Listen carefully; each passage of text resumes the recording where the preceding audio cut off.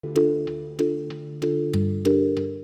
does it take to transform a childhood mission into a world-changing neurotechnology company? For Dr. Ramses Alcaide, it all started at the age of 8, when his uncle lost both of his legs in a devastating accident. That moment defined Ramses's path. Determined to one day help people like his uncle, Ramses set out to become an engineer and build prosthetic limbs. But as his journey unfolded, he realized that restoring movement wasn't enough. The key was to restore control. And driven by this vision, Ramses turned to neuroscience. His goal was to create neuroprosthetics that could be directly controlled by the brain. Yet, in the process, he encountered a deeper challenge. Our understanding of the brain was still remarkably limited. Rather than accept that, Ramses chose to push the boundaries and change the status quo. Today, he is the CEO and co-founder of Neurable, a pioneering neurotechnology company dedicated to harnessing the extraordinary potential of the human brain.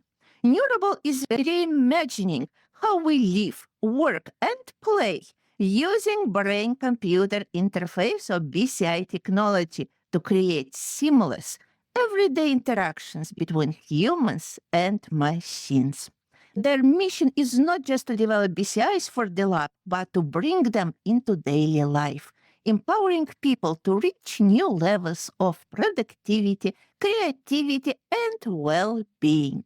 With the vision of BCIs becoming as ubiquitous as smartphones, Neurable is enabling a richer, more personalized dialogue between humans and technology, one that enhances every experience with the full spectrum of human intention.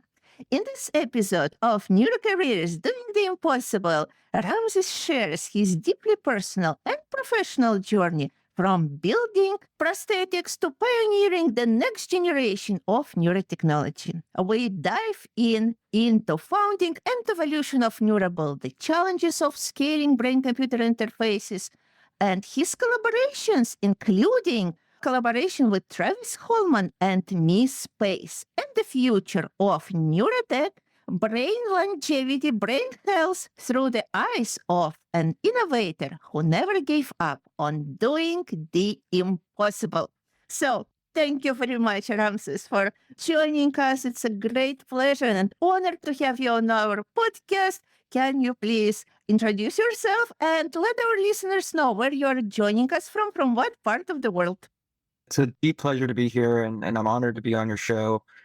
Somebody who has listened and sent a lot of students your way whenever they've asked Neurocareers questions. It's really great to be here.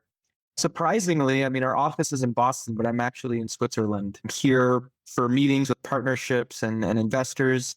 I feel that the more we continue this company, the less I'm in the office and the more I am like doing business development and scaling things out. But it's, at the end of the day, I'm just truly blessed to be working on my life dream. Even when it gets really difficult, it's still always beautiful to know that I have this opportunity.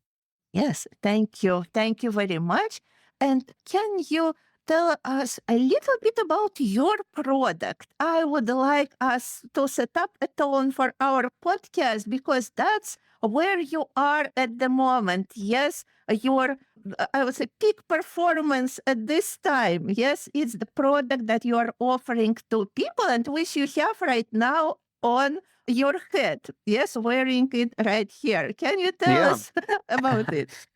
Yeah. No, I think that's one of the biggest parts of Neurable's mission from day one, which is how do we make seamless everyday brain computer interfaces? And so the headphones I'm wearing actually are brain computer interfaces, right? We actually don't build the headphones at all. We don't do any hardware at the company. What we do, this device is actually from a company called Master Dynamics. You can see the little Mhm. M right there. But on the side, you'll see it says powered by Neurable AI right there. And essentially what we do is we do the AI interface that enables brain-computer interfaces to work in a seamless way. So this is technology developed at the University of Michigan as part of my PhD work. And it really helps solve the four key challenges that I believe have prevented brain-computer interfaces from scaling. The first challenge is that if you want to record EEG data, you have to usually put the electrodes in the places that are optimal. So if you want a frontal lobe alpha beta focus response, for example, you want like a forehead strip. And that's why you see a lot of these forehead based brain computer interfaces. The other issues is that there's poor signal. And so you normally wet gel electrodes. On top of that, everyday kind of systems disrupt the signal. So even the lights in this room can mess up an EEG. And then the last one is that every brain is different.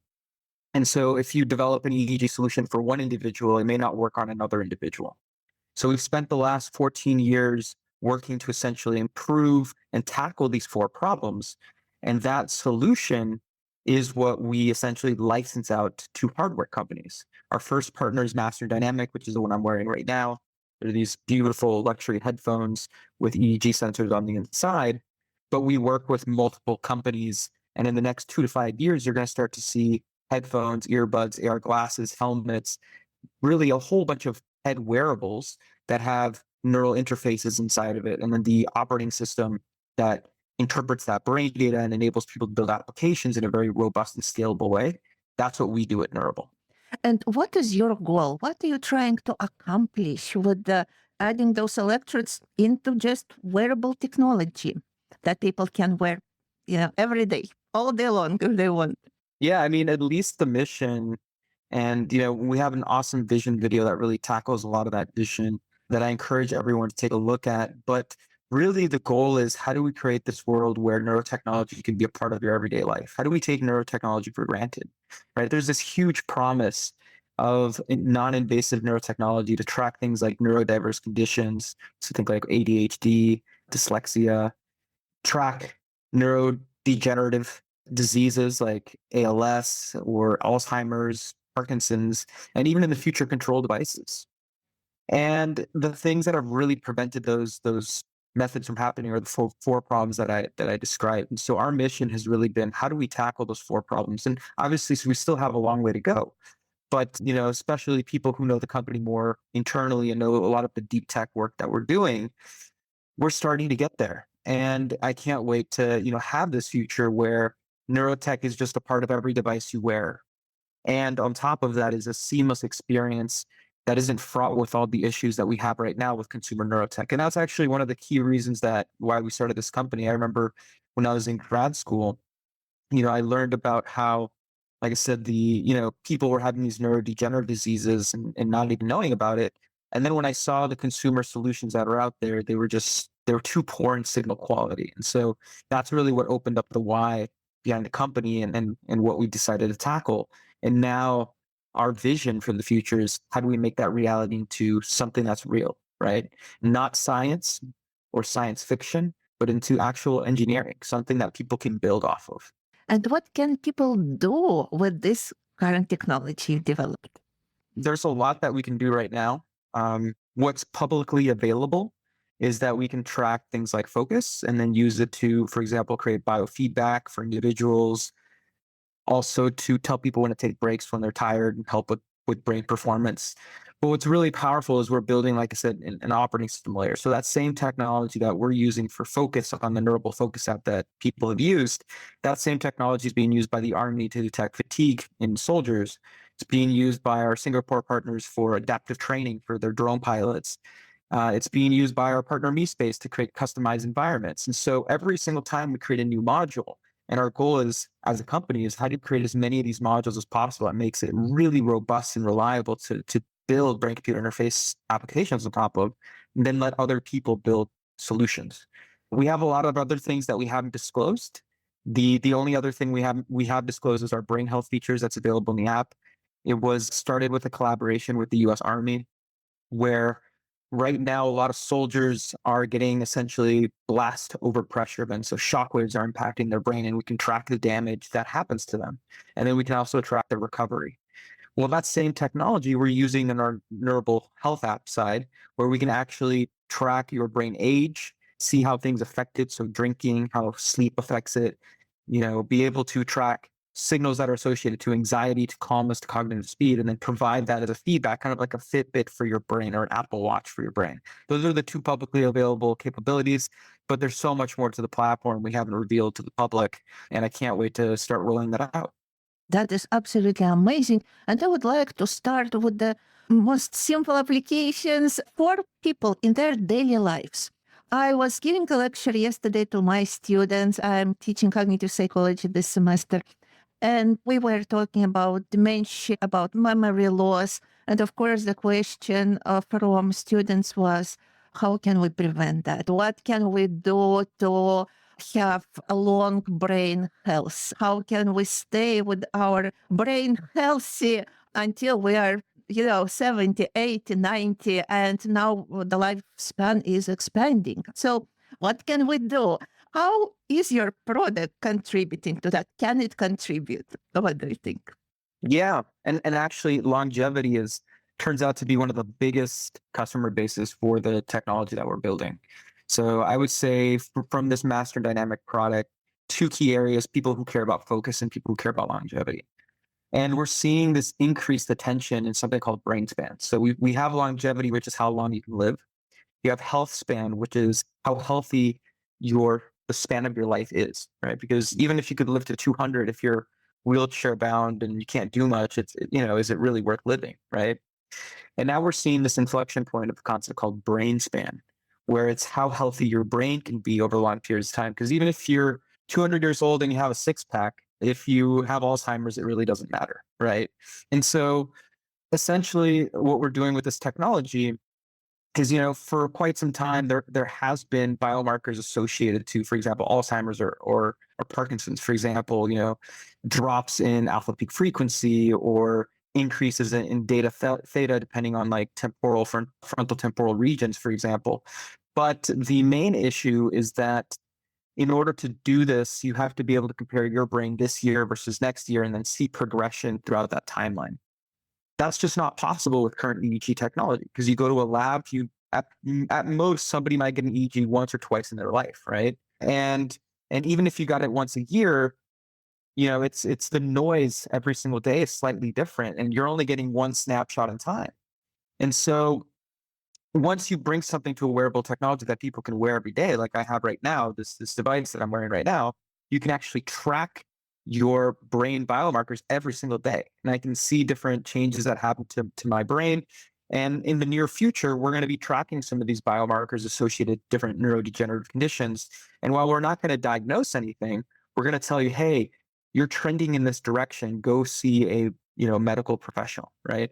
And then that means that you can go see a professional, get an MRI, get something that's higher resolution than EEG, get a correct diagnosis.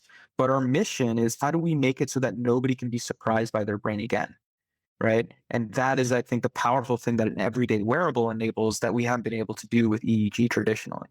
Yeah, that's absolutely amazing. And it reminds me how I was using my smartphone to look at my sleep patterns. Yes, so I was tracking my sleep and then adjusting things. So you can see how deep is your sleep, how long are those periods of sleep, in general, how much sleep do you get, what is the respiration rate, heart rate during that time. And based on feedback, you can make adjustments and improve your sleep, yes, which is very important.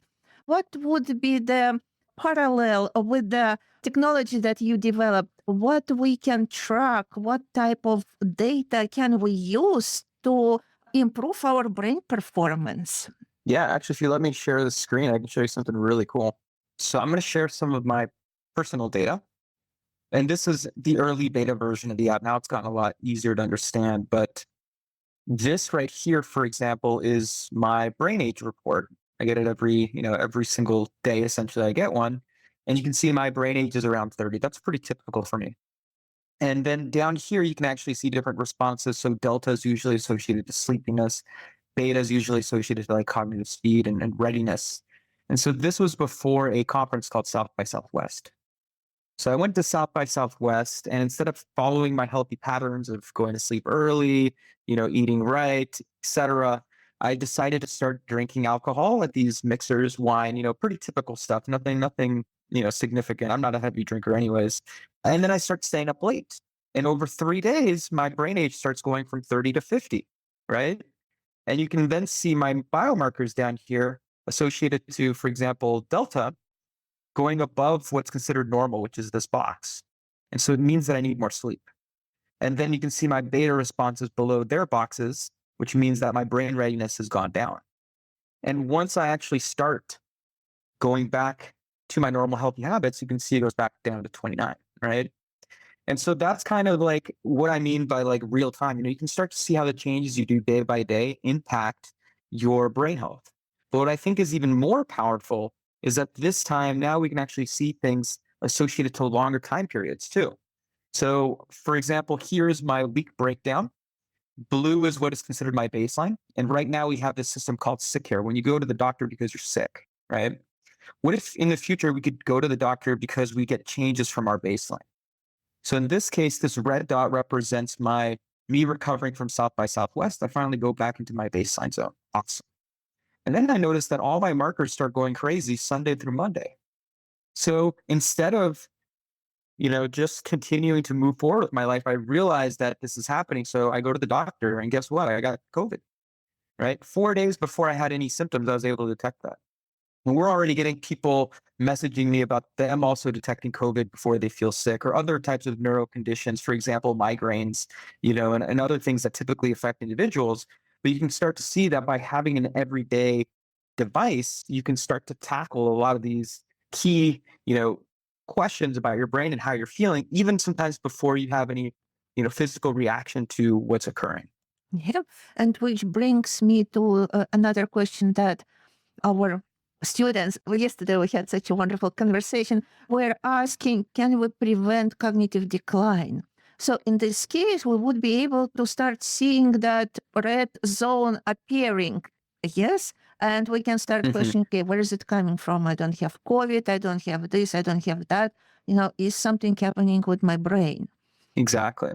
Better research, earlier research, direct results, right? And maybe we're our goal is not to solve it. This is a measuring device, right?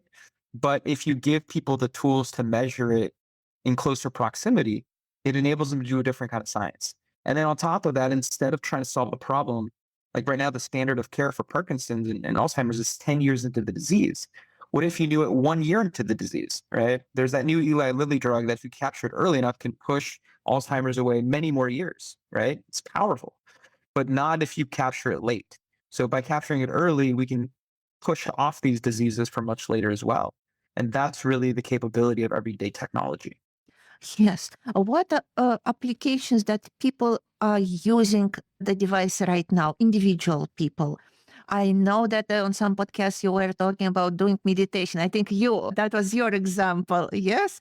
And you can look at the effect of meditation and even different applications that can help you to get into more meditative state. Yes. And what works for you and what doesn't, because meditation is very individual. Yes. And it can be used for different things. So really to pick up what you want. And what are other applications? Yes, because people are inventive. And I think you are also supporting that creative approach to using your device, as I noticed in your Instagram, for example. Yeah. My Instagram has so many crazy things: walking on fire, driving, simulators in cars. Like, yeah. And that's, I think, one of the most powerful things about bringing technology into the everyday, which is people can be experimental, right? They can actually see how these things essentially impact their brains. And we've had so many incredible individuals share with us stories, for example, where they tested out drinking coffee one day versus another, or they tried different types of breaks. So scrolling on Instagram versus going for a walk versus, doing push-ups or meditation. Like, there's so many things that people are doing that is really creative. And I'll just share one of my stories real quick, just so that people can see kind of like how I used it. So this was actually the meditation story I think that you were highlighting, which is normally when I meditate, I go into deep meditation, which is blue, and then I get out of it. And it's so frustrating for me to meditate. You have no idea. It's like I feel like I can never really get into the zone. And then by the time maybe I start getting into it, I'm already out, right? And then I went to a meditation session with Deepak Chopra, and look at my meditation after that. Like deep the entire time, right? And I was like, whoa, this is crazy. Like, this is, like, I guess I don't suck at meditating. I just need a coach, right? And so this was really inspirational for me because it allowed me for the first time to use data to feel empowered on my decision making.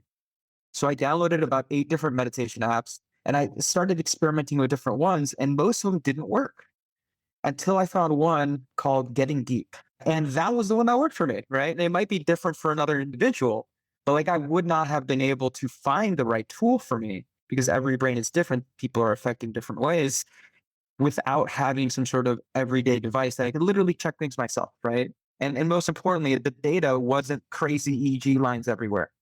Very straightforward. Am I in deep meditation or not? Simple as that. Yeah. I'm very curious. What was, in your opinion, different when you were coached by Deepak Chopra in that meditation compared with the other meditations you've done before? That's a good question. I don't know if I've taken the time to really think deeply about that. It was more my mindset was, and it's still usually the case, it's more of an engineering than a science question. It's like, oh, how do I solve this problem versus like, why is this problem happening? And like, let me understand it more deeply. I don't know why Deepak worked and others didn't, but I think just having the realization that I can meditate was really empowering, right? And exploring the solutions for it. Yes, yeah, I absolutely agree. So those are individual examples, but as I understand that you are also offering this tool you developed for research. Is that correct? Mhm. Maybe you can provide some examples how people can use and maybe already are using it for research purposes. Yeah, absolutely. There's so many from defense use cases to track soldier fatigue, for example, to prevent accidents, to laboratories essentially using it to understand, focus of individuals or track different neurocognitive markers. But I think the general theme is that this is the first time that you can do reliable EEG at scale, right? So for example, we're meeting a lot of labs that would, for example, bring somebody in, sit them down, and then they would run a cognitive test or some sort of session where they would have them do like P300s or other types of use cases like that. And they would have one person at a time, right? But now what they can do is they can have 50 people doing this at home, right? And so we're seeing this huge change where a lot of these labs and really they're coming from everywhere. I was actually in Kazakhstan like a month ago, and there was a lab that had bought like 4 research kits from our system, right? And I was like, wow, like I didn't even know that they were doing neurotech at this scale here. And so we're really starting to see a lot of these labs move to at scale. And a lot of our algorithms also remove artifacts, so it works while walking. So, everyday situations, gaming, working on your computer, going for walks to see how different things impact your brain. That scalability is really the niche that our technology has enabled for a lot of researchers, where in the past they would have to use large scale systems. People can't take it home, they can't set it up themselves, etc. Yes, absolutely. I agree with you.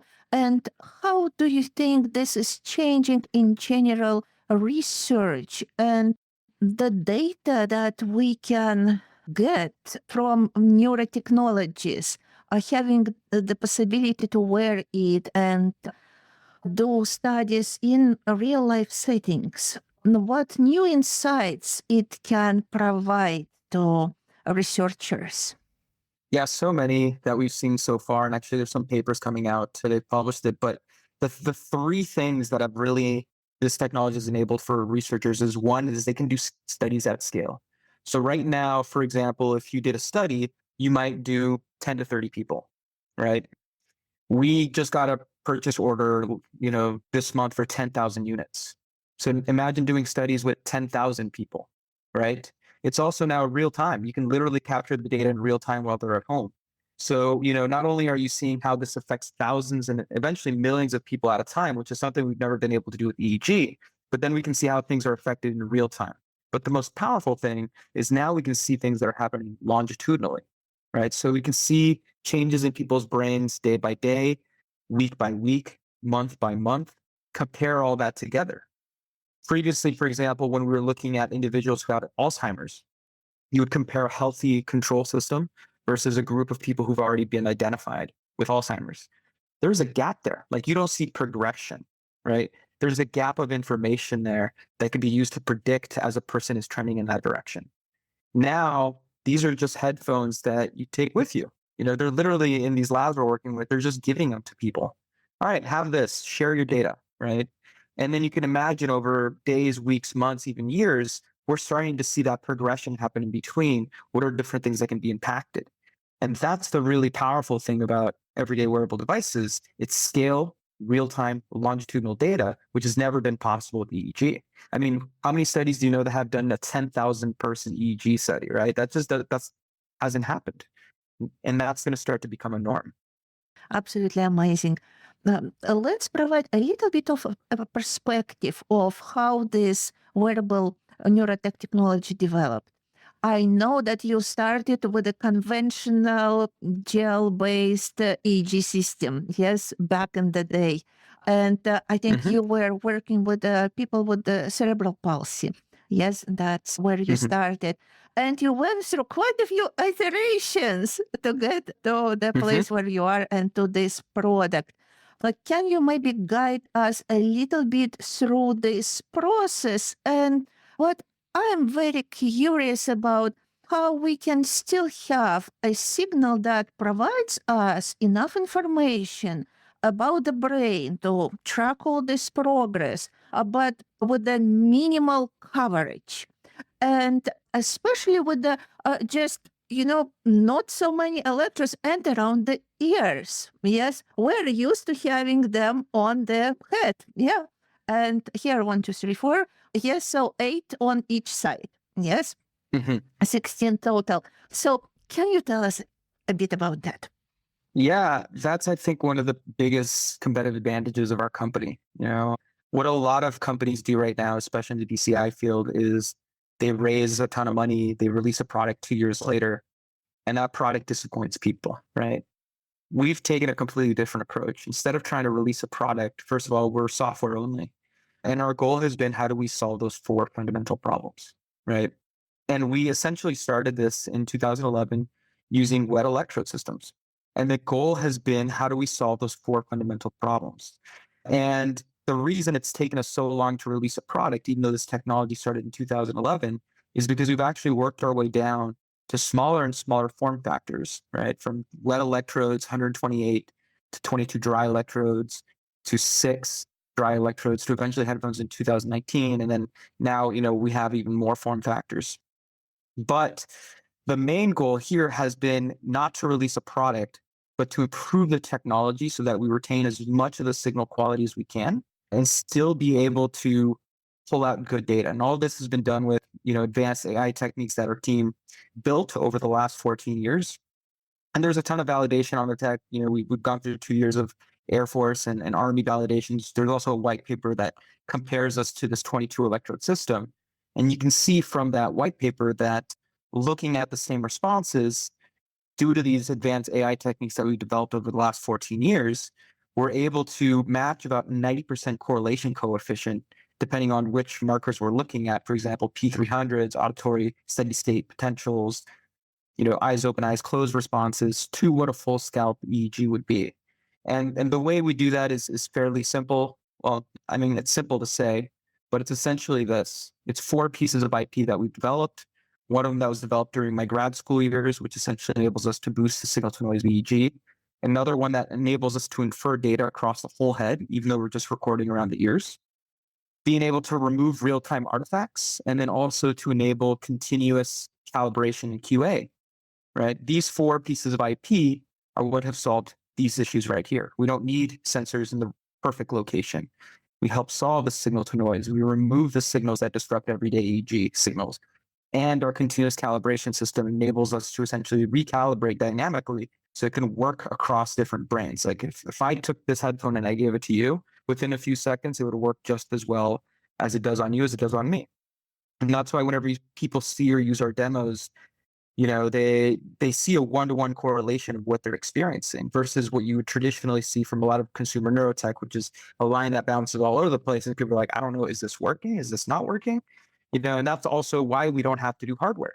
Because, in our opinion, you do hardware because no one's willing to buy your technology, right? So we instead license our software because people were able to boost the signal high enough that people want to integrate it into their actual products, right? And that pathway, though long, 14 years, right, is what has enabled us to really, what I believe is buck the trend of where a lot of BCI at the consumer scale have been stuck. And that's why we're getting such explosive growth with this consumer product that we partnered to release. Yes, thank you for explaining that. Because when I first time looked at that picture with the progression of the products, I was curious because I saw like a GTech cap, yes, in 2011, and then Mhm. other companies' products, and I was thinking, how is it related? Yes, are you working together? What's collaborating? But now I understand you are building Yeah, software, and you can use it basically with any products, as I understand. Yes. exactly. Yeah, we don't build any hardware whatsoever. We found that most hardware, even though a lot of companies tell us that their sensor's the best, we found that there's really just minuscule differences in signal to noise. And so what we've really focused on is how do we improve the software using AI to solve these four key challenges. And we had to start with large gel caps. That's where our original models are from, and then work our way down. It really took that long 14-year progression to be able to get to the state that we're in now. Yeah, to downsize and the number of electrodes, but still receive that meaningful signal that you are using. Exactly. Yes, very interesting, very interesting. And what about the information that you are getting from the brain? Yes, like I briefly mentioned, we are all used to having electrodes all over the head. Yes, ears would be the least place we would place any electrodes, unless they're reference. Yes, we would place on mastoids or so. What is that signal? Is there anything that can tell us about the brain that we can collect from around the ear? Yes, of course, the answer is yes. But what is that? Yes, what Yeah. information are we collecting? Yeah. And I think before I answer that, though, I want to answer a question that I think is tied to that I think is a really good start, which is like, why did we decide to do around or inside the ear? Right. And especially when forehead is very good for signal, top of head is very good for signal. And the thing is, our company very much is on the premise of always thinking different, right? Because clearly what everyone is doing hasn't worked, right? If it has worked, it would have already been scaled technology, like neurotech would already been solved, right?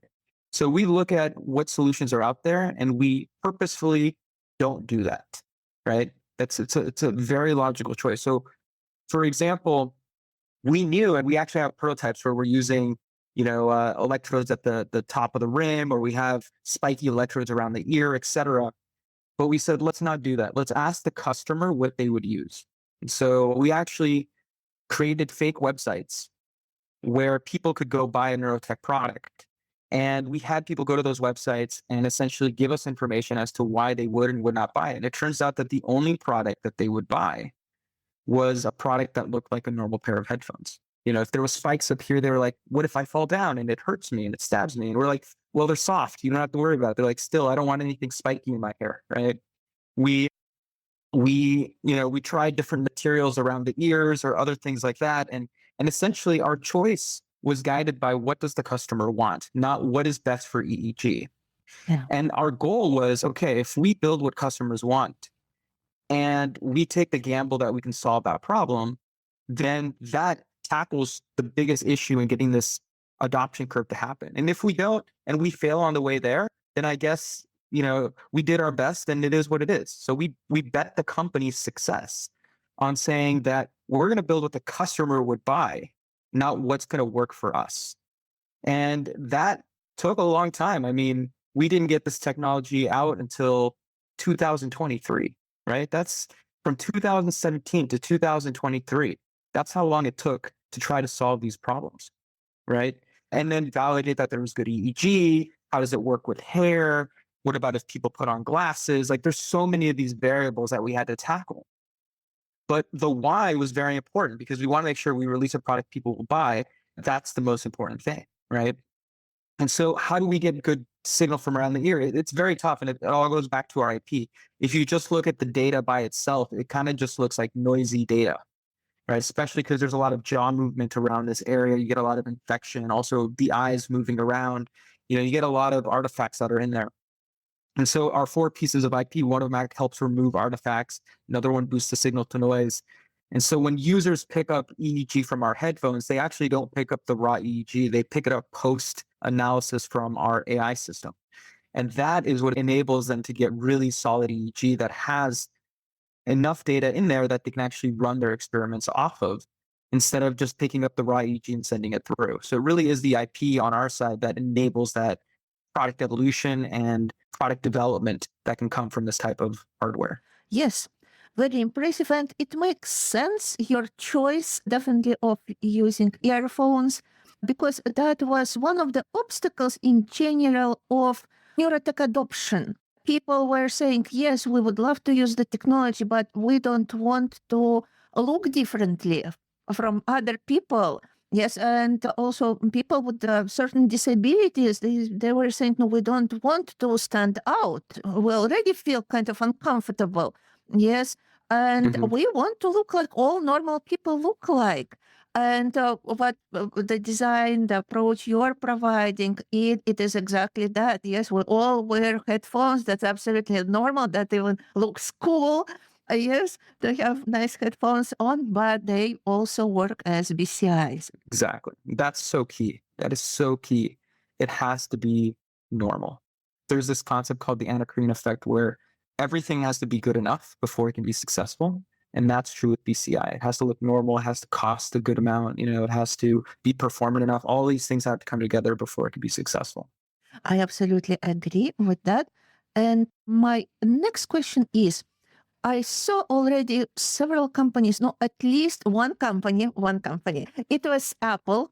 Apple several years ago, and it was everywhere that they patented this technology of their earbuds, but having the EEG sensors on them, so you can insert them and start recording EEG.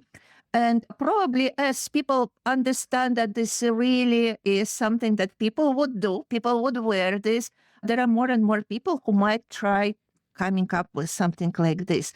What is, do you think, your unique advantage, your unique value that only your company is bringing that other companies do not?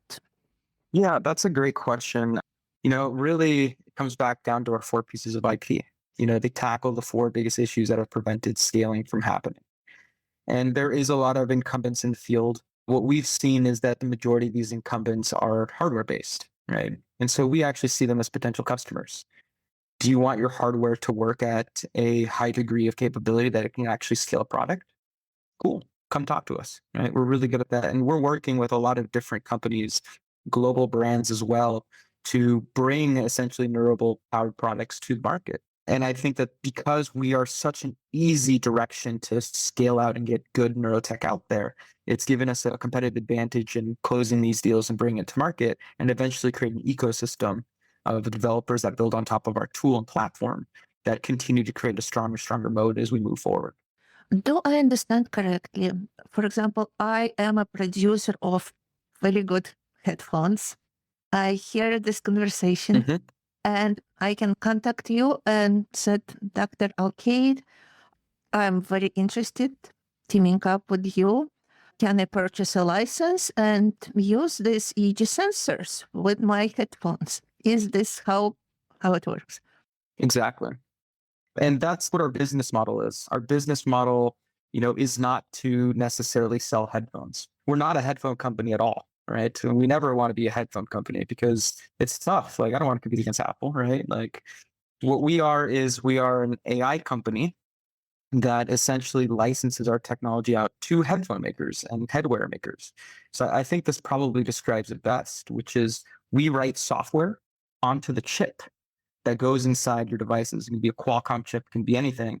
And right now we're working with Master Dynamic inside headphone form factors, but we're also form factor agnostic. Our technology can go in headphones, it can go into earbuds. For the DoD, we're seeing our technology be implemented into helmets, right? And even hearing protection systems as well. But you can imagine future AR devices also have that technology inside.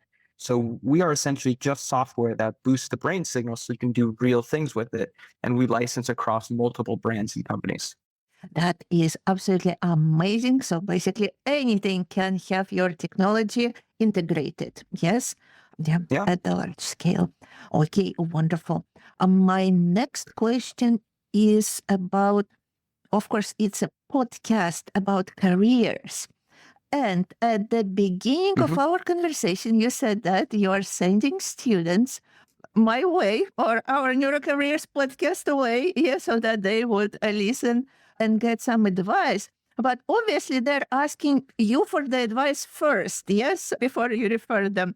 So, what are the most frequent questions you receive from students about their careers?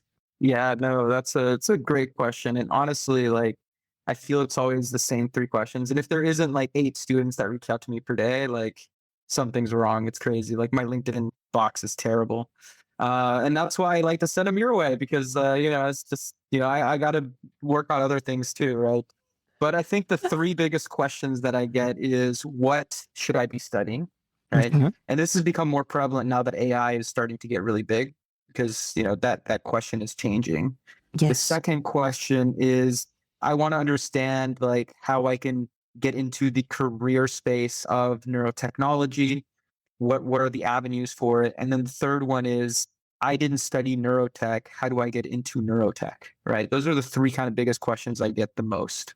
Yes, yes. And actually, now there is a perfect opportunity to answer them because then you even don't need to say anything. You can say, this is the podcast. I answered all three of them. Would you like to do that? Can you answer first, of course, with the study? Yes, what should I study? And I agree. AI is developing and we're integrating it more and more in neurotech and in tech in general. What is your recommendation in terms of studies for those who want to work with neurotech? Yeah, I'm kind of biased and I could be wrong. In the next 10 years, I might be completely wrong because AI is changing this complete perspective. But what I used to tell kids is study the hardest, most difficult math and signal processing that you can. Like the harder the classes, the better. Like do hard things. Like so many individuals that I know are like, oh, I didn't do CS or I didn't do math because it's hard. And instead I studied like neuroscience and like biology. And it's fine, you can. But honestly, at least the work that we do at Neurable, it's like 5% neuroscience, 95% signal processing and machine learning, right? And I'm really fortunate that like it was painful to go through undergrad. Like it was the hardest thing in my life. I never want to do again. Like I don't even know if I would ever pick to be an electrical engineer again. Like it was brutal, right? But it was that brutal nature taking master's classes and overloading an undergrad and taking, I remember my professor talking about a 22 dimensional matrix and I still wake up from nightmares from that lecture, right? But it's that complex mathematics that enables you to create AI, like not just implement, but create. And there's this giant dearth of capabilities for AI when it comes to the brain. We have all the standard stuff. All the standard stuff has been built. Riemannian geometry is there, right? Neural networks are there. And once again, like our perspective is if everybody's doing it, it's not the right thing. So what we do at Neurable is we create solutions. We don't just take the existing tools. Obviously, we use classical tools and like, you know, filtering and classical machine learning and modern machine learning as well and AI. But we know that that's only going to get us as far as where everybody else is. Mhm. And so our goal is let's use that as a stepping stone to do something that people are completely not even thinking about. That's always been our mentality. And so I tell people take the hardest classes so that you can take on those challenges, right? You're not a person, imagine trying to sail across the ocean, right? Or sail. You're not sailing to somewhere you're sailing to somewhere that's unknown. And you have to be brave enough to see the coast behind you disappear before you can start to see any coast in front of you. So because of that, you have to put yourself through, it's like a David Goggins mentality of how difficult of the stuff that you want to learn is. And that's where, and I think everybody on my team has that mentality. They've all studied really hard topics and are at the top of their game and they're working on things that nobody else is. And as soon as they start doing something that everybody else is doing, it's already company culture to be like, cool, I hope you spend a week on that because then you got to get back to working on things nobody else is, because that's where the real solutions are at. So what should you study? The hardest things you can that are mathematical, AI based. That's my personal opinion. Yeah, I agree. And with also the difficulty, I've heard this expression that if you started feeling that it became easier, and in studies as well, it means you are going the wrong direction. Yes. Mhm. So really pick up hard things and work on them, and really what makes a difference. And today, actually, I had another podcast recording from the BCI Award awardees. They received second place in the BCI Award competition for 2024 from Dr. Collinger's lab at the University of Pittsburgh, Dr. Camille Gauthier. And this, he absolutely was in line with what you are saying. He said first hard math, physics, and things that really, really are hard for you. It's easier from them to go to more health applications and things like of that nature, rather than you start with just neuroscience and health application and go backwards, and you still need to study math and physics and Yeah. engineering. And I like to think about it this way, just to add one other thing, which is like what we're trying to do is break the world record, right? Yeah. We're trying to break the world record, but not of somebody running a track. Mhm. We're trying to break the world record of how seamless the BCI can be. We're trying to break the world record of how easy it can work across people, right? So that there's no individual calibration, for example. Mhm. You're not going to break the world record by practicing times that are not world breaking, right? You have to be in that zone where you are pushing yourself to learn the math and the AI that is really hard, that is really painful, because you're not going to break the world record unless you have a world breaking mentality, right? And that's really something that's key. Yeah, I agree. And probably you are using approaches that are tied to this in your recruitment process, how you're choosing people who will be Mhm. working for your company. So, what is your approach? Who are you looking for? And how do you make that determination that, yes, this person works hard? Yes, or this person has that different mentality that can help push us forward. Yeah, and I think that also touches on the second key question, which is like, how do I get a career in neurotech, Yeah. right? So I'll Yes. answer that first part first of how to get a career in neurotech. Really, I mean, there's right now it's so early that most of it is signal processing and like AI jobs. So that's what you should be studying. Yes, there are lawyers that work in PCI companies. Yes, there are HR people, there's still a company, but those are very limited spots. And so the best way to get a career in neurotech is to work on the areas where there's more opportunity, right? And then just apply, obviously. But then the thing is, how do at least we recruit at Neurable, right? Mhm.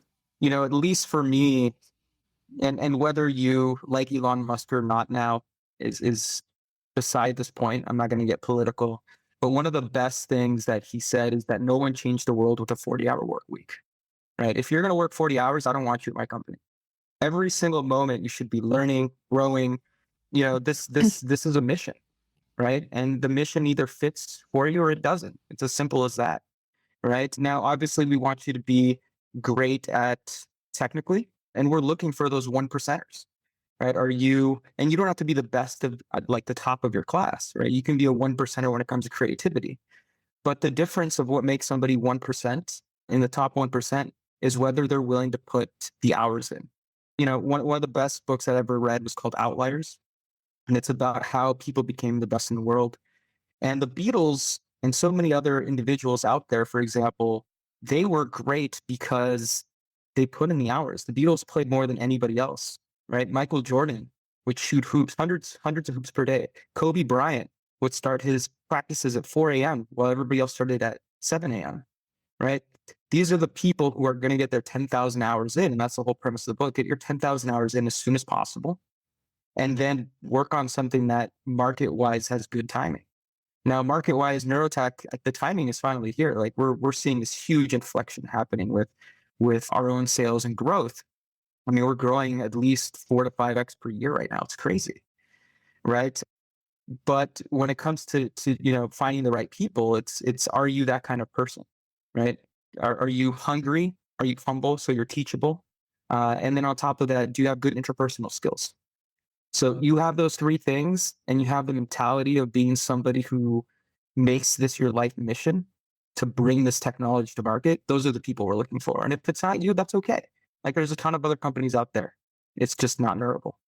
Oh, what would you need to see on the person's application that would at least tell you, yeah, this person really stands out. I would like to talk to him, he, or them. Yeah, if they have hobbies that are BCI related, if they took classes or if they went to events off of their off time. But the real litmus test isn't on the resume. It's so easy to have a good resume, right? And it's so easy to be a good interviewer. That's a skill. Like being good at interviews is a skill. And so many people get hired just because they're good interviewers. Where I think our hiring process is different is at the very end of the hiring, you actually meet with me for 90 minutes. That's a long time. I have this belief that when you don't have anything else to say to each other, that's when the real conversations happen, right? And that's really why there's so much extended time. It's like getting to really know the person. Like, what are your hobbies? If your hobbies is playing video games, that's great. you know, but if your hobby is building BCIs or doing math, that's a Neurable person, right? Like if your hobby is learning a new skill, awesome. We want these creative people, right? If your hobby is hiking, that's fine. Maybe not a Neurable person, you know, that's okay. But if your hobby is coding, creating, new web pages or trying out new things, like you're just hungry for learning and you fill that void of yourself into every crevice that there is, that's a Neurable person. Mhm. Yes, and that's a very, very interesting thing that you mentioned because I often suggest to people who want to get into space, but they still cannot do it for one or another reason, to start their own project. Yes, there are data and from speech neuroprosthesis that people can analyze, or they can create something on their own. There are so many ideas to develop the idea, to create software, and to showcase it to the potential employer, which I think demonstrates that the person is a self-learner, ignites themselves, yes, to do things. What do you think about that, about people, yeah, who have their own projects? Those are the kind of people we want. Are you a self-learner? Are you hungry to grow? Right. Yeah. And those are the three things. Actually, we have an outline, a document that is like our Bible for hiring, essentially. And it's hungry. So you have to be really hungry to learn, humble, and good interpersonal skills. Like those three things, that's what we look for. Yep. Thank you. I think there was another third thing that students were asking. If you can remind me. It was about how do I pivot to neurotech if I didn't start down that direction? Yes. How do I transition? Yes. And I think you touched on it, which is like you have to get embedded into the field, right? You have to go talk to people. Honestly, like just start applying. And there's so many career paths that lead you there. For example, maybe you didn't study EEG analysis, but you did study like whale music and like analyzing frequency transforms and et cetera for whales, right? And actually one of our scientists did do that, right? So the skills are interchangeable, right? You learn a set of skills. Yeah. And if you don't have those set of skills or they're very niche, like for example, I had a friend of mine who wanted to go into product management for a neurotech company. She's like, well, I don't have neurotech experience. Like it doesn't matter. Projects need to be managed, right? You're still going to be talking to people about, is this project on time? You're still going to be coordinating with stakeholders in the project, et cetera. Like it's the same skills. So don't play on the fact that you're not good at neurotech. Play on the fact that you're good at project management. Because the amount of neurotechnology that you're going to learn to do product management is going to be fairly small. The amount of neurotech that you need to learn to create a new filter, that is going to be really high. But if you're not in neurotech and you still want to do a similar role, it's actually less than you might think. And it's the strength that you did build that you should be focusing on. Yeah, I agree. I think people are overestimating the amount of neuroscience they need to know to work in neurotech in general. It's enough to have software development skills, yes, data analysis skills. And like you said, in your company, you're using about 5% of neuroscience, yes, and 95% of software development and similar things. So, Mhm. and people make it a barrier, which I think is absolutely unnecessary.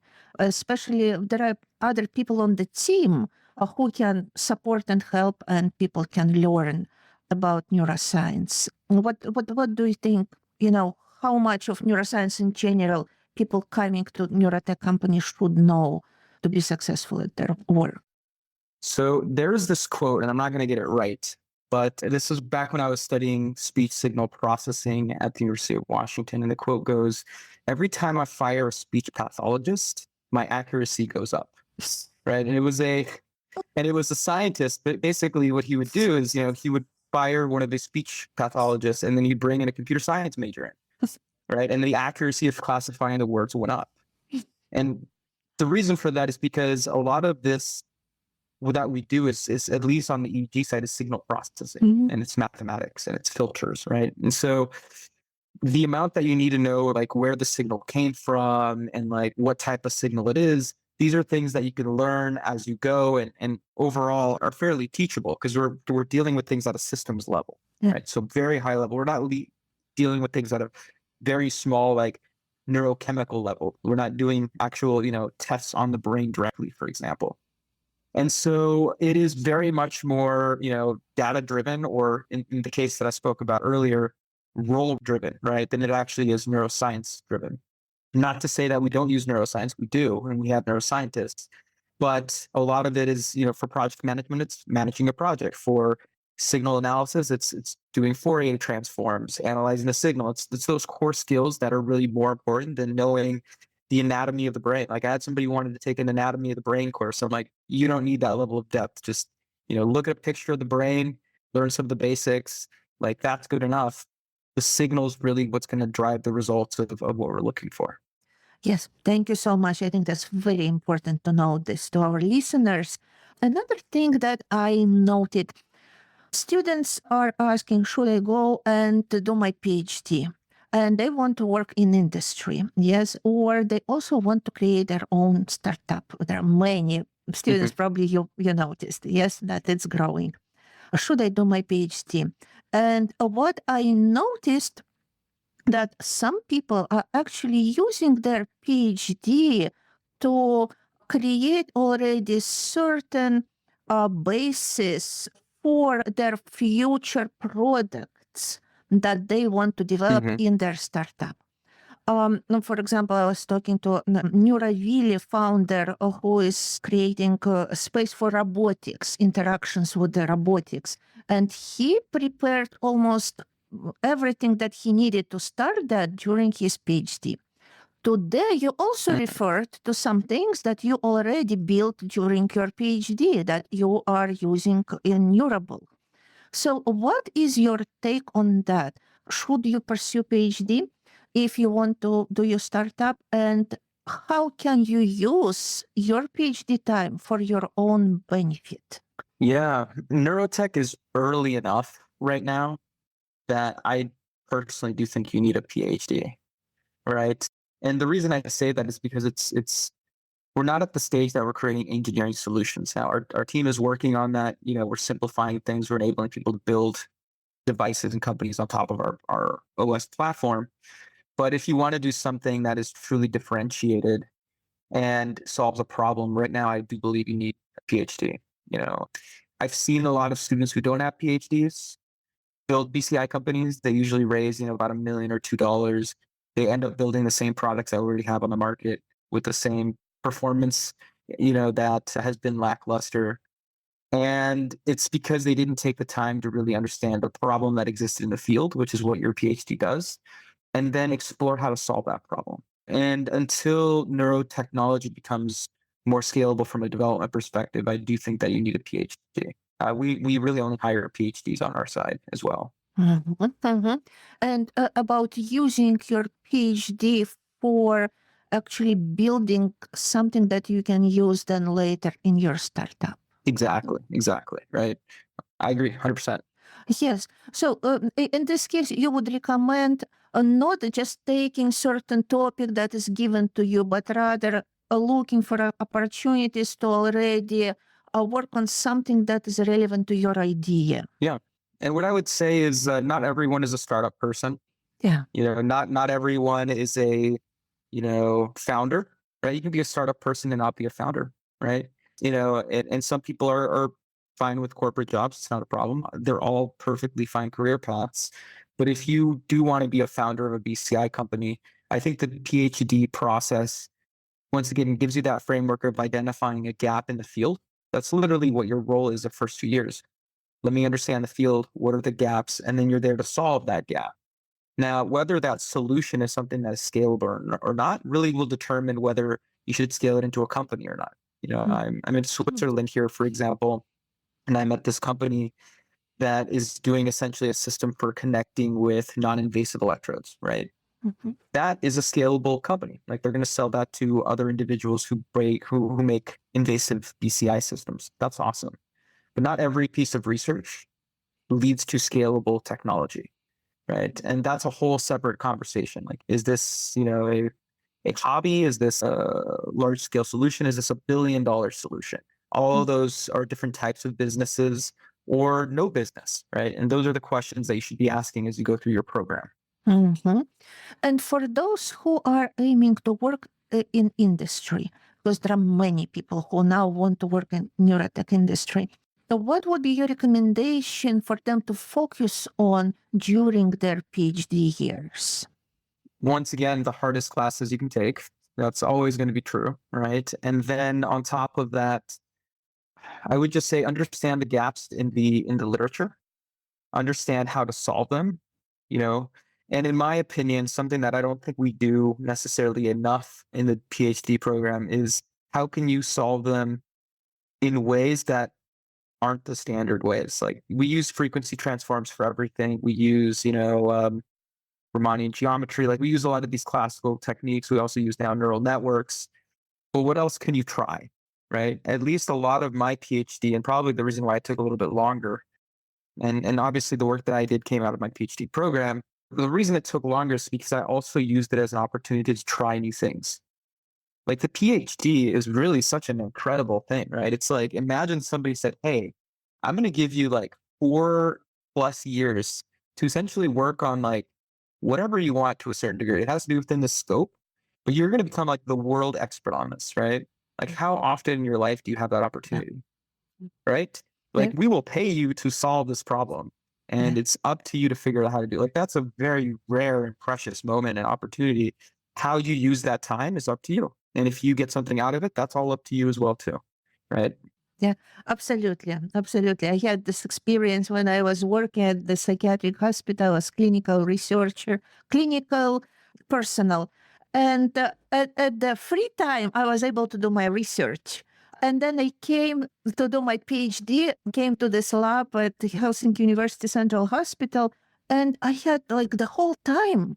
And the whole time I was able to do my research. It was incredible. It felt absolutely incredible. When you can compare, yes, how you were just trying to find some time for it, and here you have all this time just dedicated to this. It's an incredible opportunity. So, Yeah. absolutely agree with you on that.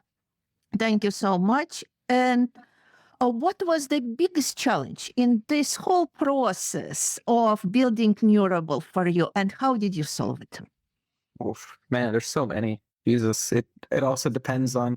It's kind of like asking somebody, "What is your favorite restaurant?" It's like, you have to. If you know restaurants well, you're like, "Well, do you mean like Indian restaurant or do you mean like Mediterranean?" Like, so I guess I'll just pick. I'll pick at the highest level, Yes. which is it's that Neurable, like any type of company that does deep tech. I believe they go through this process, which is that the company dramatically evolves. Right. And I feel like I've had to fire myself numerous times and rehire myself and get good enough to do the job. So at first I was very much the engineer building the technology.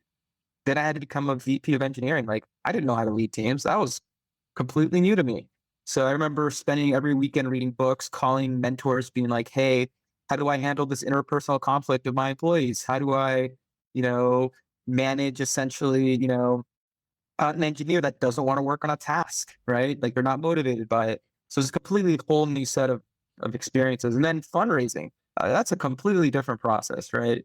So I had to become chief fundraiser for a while, right? And then after that, it was less so about being a VP of engineering, but now being a chief science officer, right? And this company has gone through different stages. We started out as a group of students in a lab to a company that does R&D to then a company that builds a product. That's a completely different company, Yeah. a completely new set of skills. And then now we're turning into a real like sales business organization. It's a completely new set of skills too. And every single time we get to that point, I have to ask myself, like, am I the best person to do this job? Right? If I were to pretend I wasn't CEO, who would I hire? Right? Who would do a better job than me? Should I just hire them? Should I fire myself? Right? And so what I do is I tell myself, this is what I'm going to do. This is the new Ramses that needs to be what exists at this company. I'm going to give myself 3 months, 3 months to become the best in the world that I can at this. And if I don't think that I can get the company where it needs to be, then I'm going to let myself go and hire somebody else. Simple as that. Right. And so, yeah, it's intense. While I walk, I listen to podcasts to learn new topics. Before I go to sleep, I'm reading something. Every waking moment of those 3 months becomes a 100% deep dive of like who this person needs to be to help this company succeed. And then even after that, I know I'm just good enough to barely be good enough, right? Like I haven't gotten my 10,000 hours in. And if you work 12 hours a day, it takes you 2.5 years to get 10,000 hours at anything you do, right?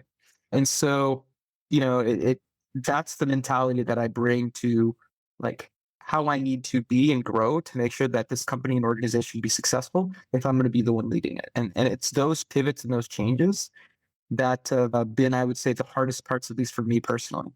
Yes. Thank you so much. And our podcast is called Neurocareers Doing the Impossible. Can you recall any point in your life? It can be your career, building your business, when you thought that something is impossible, but you proved it to be possible. And how did you do that? Oof, so many times, right? And there were some times that I didn't even know if we were going to exist. Like that's the truth, right? Like there's times where I've literally sat, I had this conversation once with my co-founder. We were in the boardroom and we had to do this major pivot because we integrated the technology into like a VR headset and we tried to scale it out there and VR never took off. And on top of that, like it still required moving the hair around. It was just a terrible experience, right? And so I looked at my co-founder, Adam Molnar, and I told him like, hey man, I think we need to go to headphones. And he was like, do we know if we can do that? And I was like, I don't know, man. Like a lot of our IP wasn't designed for that. You know, I looking at other headphones because our goal has never been to the first product to go to market. It's to be a product that works, right? So we saw other headphones and earbuds that were out there, and we're like, well, clearly those designs aren't working. That performance isn't working. So all signs point to this is a really hard problem that we need to solve. And right then, you know, I got essentially a moment of what I would call like weakness, right? Where I was like, maybe we can't do it. Like maybe this is impossible. And I remembered one of my favorite quotes of all time, right? It's from a guy named Patrick Lencioni. He is basically his book, Five Dysfunctions of a Team, is like our Bible at the company. And it reminded me of something that he said. And he says, it's not finance, not strategy, not technology. It's teamwork that remains the ultimate competitive advantage, both because it is so powerful and so rare. And in that moment, I realized that, first of all, I'm never going to get to headphones. A team is never going to get to headphones if we live in fear of even taking the risk of trying it. Like, I'd rather die trying than not try at all. Right. And I have to trust on my team because that is our ultimate competitive advantage. Right. So we may not have the strategy on how to do it. We may not have the technology in this room right now, how to do it. We may not even have the financing. At that time, we were definitely struggling for financing the company. But it's that competitive advantage, and you just have to believe and put your faith in that. And honestly, it was like these incredibly beautiful, amazing people working tirelessly, 10-hour plus days, weekends, making this happen. There was no silver bullet. It was 14 years of lead bullets that led to the moment where we were able to release this product. But it was that gap that we had to jump many times now, and the belief that we can get there, and knowing that we're going to take that jump without a safety net. Thank you. Thank you so much for sharing that. And how do you see the future of wearable neurotechnologies? And how do you see Neurable fit that future? I think that the future of neurotechnology is already here, right? It's headphones, AR glasses, earbuds. It can be a patch behind the ear. It's going to be transparent. It's not going to look different than what we have right now. The only difference is that the solutions that have been promised and to a large degree overhyped are finally going to start to come to market, and not in the way like I don't think we're going to get like thought to text, for example, with EEG non-invasively, et cetera. But there's ways of doing control with EEG that is very simple that could work with AR devices, right? And a really good analogy is that there's this fantastic book called How Innovation Works, and they basically said that we get the solutions that we dreamed. They may not always look like what we dreamed. For example, the teleporter. I mean, compared to somebody in the past, a plane is a teleporter. You wake up and you're in a completely different place. The internet, the fact that I'm talking to you right now, that's teleporting my presence to you instantaneously, right? The replicator, having something that can replicate anything, that's software. I can literally copy and paste the file to you. So all these things that people dreamed about in science fiction are coming true. It may not always be the way that we think about it, right? Having those cool like computers on our wrist that you saw on TV, guess what? That's your phone, right? And so I think that the promises of BCI are possible. I just think the way we think about them is not going to be directly the way that we imagine them, but they're going to solve the same value proposition. And that's the most important part. Okay. Thank you so much, Ramses. What is the best way to learn about your product? And maybe for some people already purchase it. And also to connect if somebody wants to collaborate and integrate in their devices the sensors or the software solutions that you provide. Yeah, if you want to connect, just email hello@neurable.com. We are continuously growing our portfolio of partners that we have with our technology that are going to be releasing in the next few years. And if you want to see our company grow and what we're doing, we have a newsletter. You just go to neurable.com. If you want to see some crazy fun things with Neurotech, join my Instagram. We got a lot of fun stuff on there. And if I'm ever in your city and you want to do a collab, just hit me up. It's fun. That's how Travis and I met from eSpace. When we had a mutual friend, they connected us. Turns out that there was a way that we could work together, and now they're making smart spaces that are brain informed, which is really exciting. Yes, I just recorded the podcast the other week with Travis, and we even talked about maybe we can do a podcast together with you after you already have final results of the studies that you did in Mi Space and discuss it, all three of us, on our podcast. Yeah, that would be super fun. That's wonderful. Thank you so much. And we covered lots of questions today. I truly appreciate you giving answers and providing this amazing discussion. Is there anything maybe that we didn't cover, but you still want to answer it or to say something to our listeners? I guess I'll just say one thing, which is that one of the most difficult points in time is identifying the right timing for technology, right? If you're a student out there, if you're, collaborator, if you're a professional and you're trying to think about, is this the right time to get into neurotech? The answer is absolutely.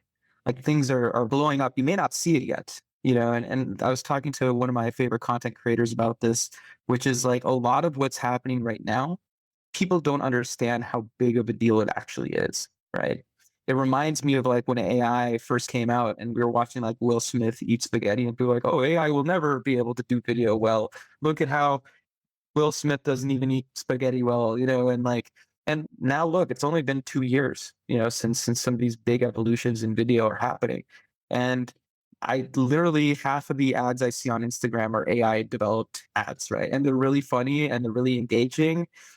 I think I might look at more AI content now than probably real content. I don't know. It's hard to see, right? That moment is happening with neurotechnology. And so if you want to get involved now, it's the perfect time because you're literally building the foundation that is going to be what everybody else builds on to create the future. Yep. Thank you so much. I absolutely agree with that. I wish you all possible success. I'm sure our listeners are joining me on this wish for you, for your company, and we will be looking forward to your updates. So thank you so much, Ramses. It's been a true pleasure. Thank you. Pleasure was mine. Thank you. Dear Neurocareers podcast listeners, thank you for joining me and my incredible guests on this exciting journey into careers in neuroscience and neurotechnologies. I hope you've been inspired by the stories of those turning groundbreaking ideas into impactful realities. If you are looking for more guidance on advancing your neurocareer, book a free consultation with me, Dr. K, your podcast host and Neurocareers coach at the Institute of Neuroapproaches, the only career service dedicated specifically to the needs of professionals in neurotech. Let's take the next step toward your neurocareer success together. In addition to free consultations, the Institute of Neuroapproaches offers a variety of services designed to help you thrive in neurotech. First, professional development planning. We help you create a tailored career development plan, identify knowledge gaps, and equip you with the tools needed to achieve your goals in neuroscience and neurotechnologies. Second, resume and cover letter review. Get expert feedback on how to craft documents that are specifically designed for job opportunities in the neurotech field. Third, interview preparation. Sharpen your interview skills through mock interviews and targeted feedback, including soft skills, hard skills in neurotech, BCIs, EG, MEG, live coding, and presentation preparation. 4. Networking and job search strategy. Learn how to effectively network and uncover job opportunities while standing out in the competitive neurotech job market. 5. Negotiation and salary advice. Receive expert guidance on negotiating salaries and benefits and determining a fair salary range for your desired position. All this and more can be found at www.neuroapproaches.org. Again, www.neuroapproaches.org. So, what are you waiting for? Let's navigate the path to success in the world of neurocareers together and turn the impossible into possible. We're looking forward to working with you.